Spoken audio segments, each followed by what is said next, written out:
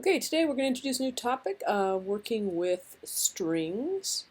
We will spend today a little bit of introduction time today, working on some notes, and then for the rest of the week you'll be working on your lab that relates to strings, and then on Friday we'll have a quiz on variables and expressions and strings. So, by way of review, here are some expressions with variables. The question is, assume you have values in the variables x and y. What statement would result in x having the sum of the current values of x and y? So you would have had some sort of statement for us that x equals at 2 and then y equals at 3 or something like that. And the question is, what's going to set x equal to the current values of x plus y? So pause the video, figure it out, and then come back and I will tell you the answer. So it turns out that both B and C will accomplish what you're looking for, which is have x set equal to y plus x. This expression is the same as saying x equals x plus y. So these are both essentially the same. All right, moving on. So for those, this video is made after we have taught the lesson, but if you're working alongside with me, I would have you guys do this. So we'll skip this for now for the sake of this video. Actually, no, it's probably a good idea. Why don't you go ahead and pull up in your an additional window in your screen that has the notes for this. It's a Google form that has the notes that's going to go along with this presentation. So to find it in your course calendar, you'll find it right here, Google Form Notes. So pause this video, go ahead and click that and open it up in an adjacent window, and that will help you to work through some of the things we're going to be doing here in a minute. We have two windows open, one with this video or this presentation, and then another one for that window. All right, so going back to our presentation. So today we're going to introduce a couple little concepts using the type method, how you index strings, in other words, how you find different letters along a string and be able to save them in a variable or print them out, basically breaking them into little chunks, using double quotes or single quotes. And then we're going to talk about some methods for operations on strings.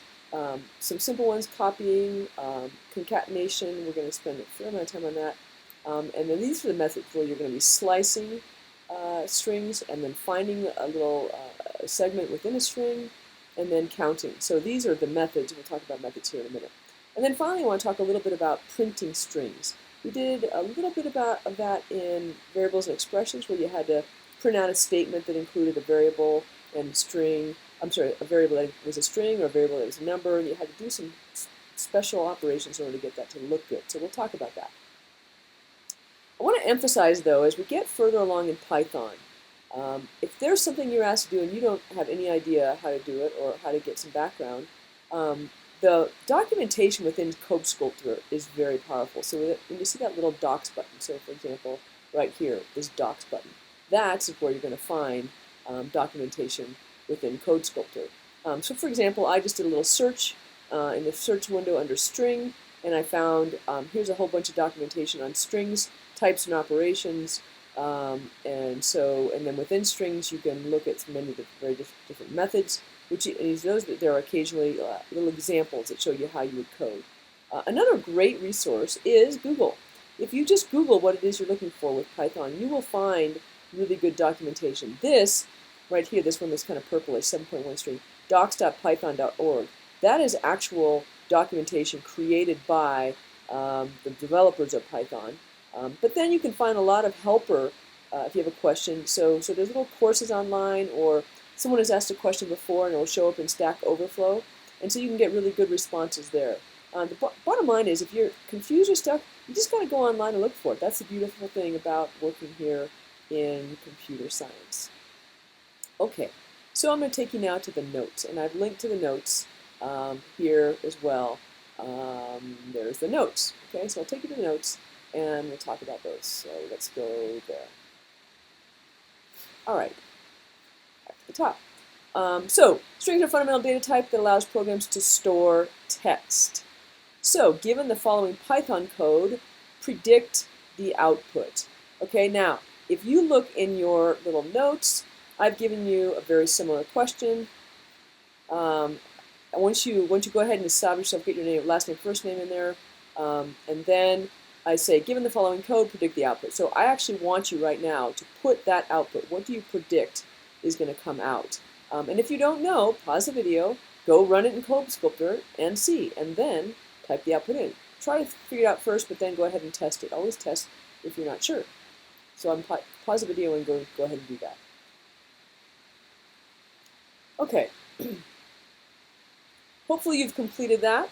Now let's move ahead a little bit. I want to talk about indexing in strings. Each character of a string is indexed. So in other words, if you had a string that was, say, my string equals hello Bob. Okay, so HELLO space BOB. Each one of those is a character, including the space. The space is a character as well. What you're going to want to do is index this. In other words, you're going to put a number value for each one of these. So this would be a 0. This would be a 1. This would be a 2, and etc. And you're going to go through and you're going to index each character. Now, what's interesting about Python and most computer programming languages, they all start with a 0. So it's called 0 indexing. When we did Scratch, Scratch indexed with a 1, which seems a little bit more intuitive, but having a 0 index, it turns out later on, is more powerful. It's better for logical operations.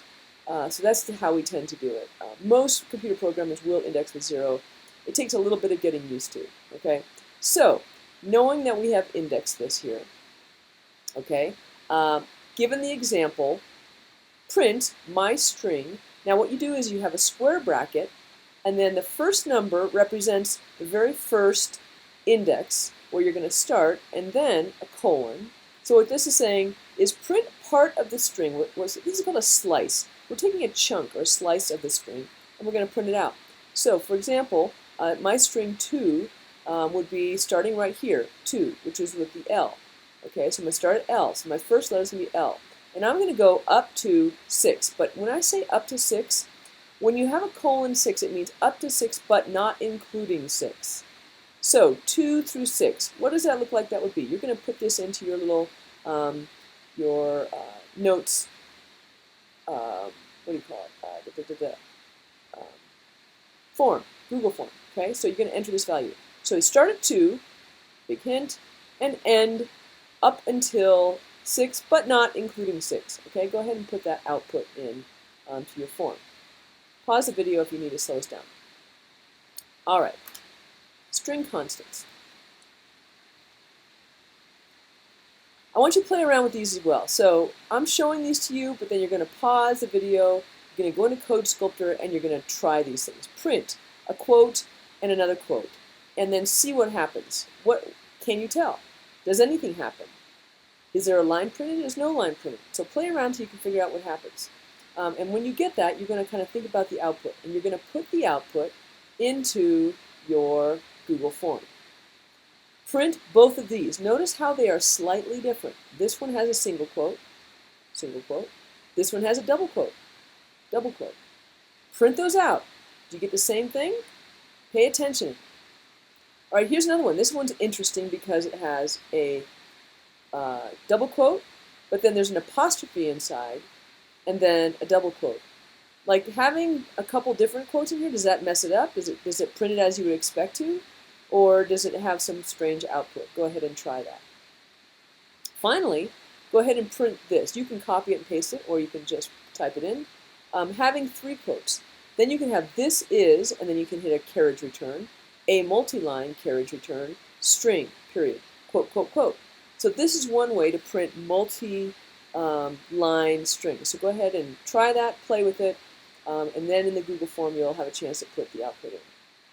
All right. So why would we have the option of putting a single quote or double quote? Think a little bit about that. Mostly it's because you want to be able to have like an apostrophe inside, or you might want to have a quote inside a quote. So it's nice to be able to have either one. Makes it easier to read, so you're not super confused. Okay, moving on. So we're going to do some operations on strings. That's kind of the heart of the lesson for this week. And I'm barely going to introduce it to you, and then you're just going to need to go and play with it. That's the best way to learn these particular concepts, is just go and play. So here we go. We want to concatenate strings. Concatenate is another word for combine, taking a couple strings and pushing them together. Also, we're going to do some common methods on strings. So a method is kind of a new idea for you guys. A method is like a function that does a certain operation of a certain type of object. So here are, in these notes, some specific methods that we're going to be using on strings. There are many of them, and you can find them, once again, in the documentation. So here's just a few. First of all, if you want to find something, okay, you start by having a string. Now, the string could be a variable, or it could just be a string that you designate. In this case, it's ABCBAC.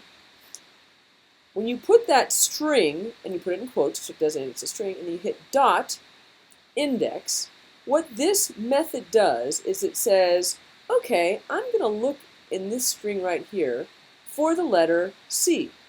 Now, if you look through, you're going to see, wow, it comes up twice, here and here. So which one is it going to give me? Well, the answer is, and you should run it to make sure, it's going to give you the first one. It's going to give you the index of that first location of C. And so in this case, the index is going to be 0, 1, 2. So go ahead and run that and make sure that you get an output of 2. We're finding where is that letter. Now you can get a sense that this dot index is really useful in helping you find some code. Let's say you have a long string of code, you want to know where is the word the. Then you can run this little index and find exactly where there might be a the in your line of text. Okay, so then this one is going to be slightly different because it's going to be looking for a BA, okay? And then this one is looking just for the B. I'm sorry, this is a different one. So these are the two finds. And there's some other finds down here where instead of having a string that you specify, it's a string that's a variable. So remember our string, my string equals hello Bob, right? Back up here, we said my string equals hello Bob. So that string, when you run it, then what are you going to get, okay? So I want you to work through each of these exercises, enter it into the little Google Form notes, what results you get, and then hopefully you'll get a good sense. Again, please use Code Sculptor to test out this code. Now these guys down here, count. This is another method that we can use on a string. So if we say, here's a string ABC, BAC, count B. Well, how many times does B appear in this string? Notice these are case sensitive, so that little b. And the answer is going to be 1, 2, so you should get a 2 for that. By the same token, you can use a variable that has a string in it, and then do a dot index or a dot count. So the methods that we do, you can use them on a piece of text that you put in, a string, or you could use it on a variable. So play around with both of those.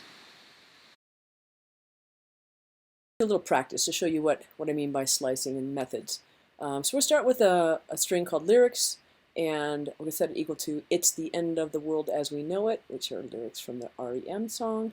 Now we're going to dice and slice the particular string. So we're going to say print lyrics. Now what we're going to do is look for the index of what we're going to give the index and then find the string that's associated. So if I say print lyrics from the beginning to the end, well, this is how I would print the whole thing. I could just print lyrics, or I could slice it this way. So that's the entire string printing out. But if I don't want to start at 0, and instead I want to start at where it says the, right here, then I'm going to count in 0, 1, 2, 3, 4, 5 characters, and then I want to go to the end. And so then I start at the and then get the whole thing. What if I want to start at the and I want to end at where about the no is? So I'm going to count back 1, 2, 3, 4, 5. So can I go like -5 characters? So that -5 at the end says go to the end and then count back 5 characters. So you can slice this thing any way you want. Let's see, what other tricks? Oh, I might want to start maybe 10 characters from the end. Oops, -10. 10 characters from the end, and then end, oh, I don't know, 3 characters from the end. So there you go. Playing around with this index, starter position, end position, allows you to find any little chunk of a piece of code. Okay, so that's slicing. Next, we want to find something. So we want to find within our lyrics, we want to find a particular string. So I'm going to say print lyrics dot index, and then I'm going to find end, and I run it.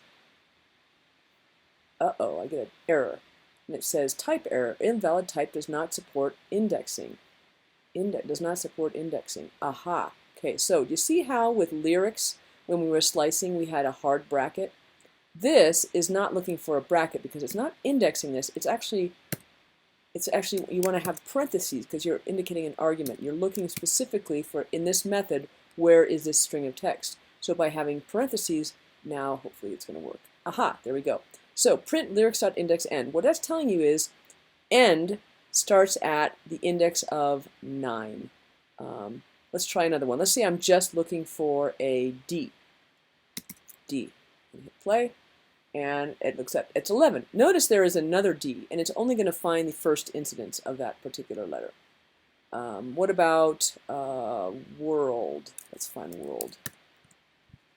I run it, and I get 20. So I can quickly find where some string, it might be a single letter, it might be several letters, we can find it. What if there's nothing, what if it's not in there? So I'm going to say elephant, and I hit play, then I'm going to get an error. Okay, that substring is not found. Okay. Let's comment that out, and let's find counting. Okay, we're going to do counting. So let's go print lyrics.count. Now what I want to do, remember we're not indexing, so we're going to have a parentheses. I want to count how many D's we have in there. So I'm going to say D. If I put it to D without the quotes, it's going to think it's a variable and it won't find it. Okay, I get 2 D's. What about W? W. 3. What about world? World. And we get 1. What about elephant? How many times does elephant appear? And we get a 0. So that's kind of nice. We got an error when we were trying to index elephant here because it wasn't there was no index. We got an error. But here it just tells there are 0 elephants. So you can quickly scan a string and figure out if there are any occurrences that you're looking for. All right. Now, in the pair programming exercise that we did on variables, there was a lot of printing of results in the starter code that we were given. And you might have been a little bit confused by what that starter code represented. So I want to give you a little bit of practice. It can be useful to insert strings from variables into a line of text that you have. And so there's a couple different ways you can do it. So what I've come up with is a little bit of code here. So I'm going to define some variables. I'm going to call the first one my animal equals dog. And then the animal underscore name is Scout. And the age is 5. Okay. Now I want to put together those 3 variables into a little statement that makes sense. Now I can do it by using a concatenate with plus signs. Okay. When you do that, this is a lot like the join function within Scratch. When you do that, in order for it to look good, you're going to have to add in plus signs that have a little space, if you want to put a space, and punctuation like a period. Also, if you're going to throw in a variable that is an integer or a float, then you're going to have to do a string operation on it to make sure it's turned into a string so it can be concatenated, okay? So that everything that you're printing out is going to be a string. So, for example, according with the variables I have, my plus my animal, there's the variable, plus is named, plus animal name, that's the variable, plus period, it is space, plus age. Now I can't just put age there, I have to do string of age because I want to make sure that number is converted to a string. Because if you look at this right off the bat, you're going to say, oh, that's an integer. There's no floating point, there's no decimal, it's an int. So you got to convert it, okay, years old. So if you run that code, which I encourage you to do, you're going to get my dog is named Scout. It is 5 years old. So 5 was a variable, Scout was a variable, and dog, okay? Now, there's another way to present a string and fold variables into lines of text. And it's using this string formatting technique, which is really powerful. It's a little more confusing, but it's really it's not as easy, but it's really clean. So here's how you do it. You say my, and then you put %s, and that's telling the code, I'm going to put a string in here. I'm going to get the string in just a minute. Is named %string. I'm going to put another string in here. It is %i. That says I'm going to put an integer in here. Years old, period. Close quote. Now, do you see how nicely that reads and how clean and efficient it is compared to all these plus, plus, plus, plus, plus, plus, plus, and quote, quote, quote, quote, quote. So you just need a quote on the inside and on the outside, and then now you have to tell it what those little insertion variables are. So you say %. Now the first string was my animal, okay, comma, and then the next one is animal name, and then the last one is age. Now age is an int, which is why I had to do %i in here. Now if you run that code, you're going to get the exact same output. So you should be familiar with ways of presenting code either way. Okay, last little notes. Please look at your API, that means your documentation, for details on all string methods. Methods. It talks about some Python courses will call methods functions. That's kind of what they are, so we'll talk more about that later. But it's like running a little function on a string, and there are many string methods that we can run. I've just shown you just a couple here. Check out your API to see what else there is. All right, so I'm going to close here, and you can go ahead and complete your Google form. When you have completed your Google form, then you may take a look at the lab. Here's the lab.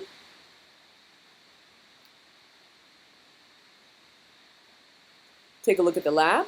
I have a little rubric for what's expected. There are some advanced problems that I highly encourage you to do. You're going to learn a lot through those processes. And do kind of create, you're going to create one code scripter file that you're going to submit and turn in for this particular lab. As you're doing different sections, I encourage you to have some sort of separator so you can see, oh, this is the beginner section. Oh, this is the, this is the next section. This is the intermediate section. And then we have the advanced section. Okay, so try to work through all of those labs and wish you luck.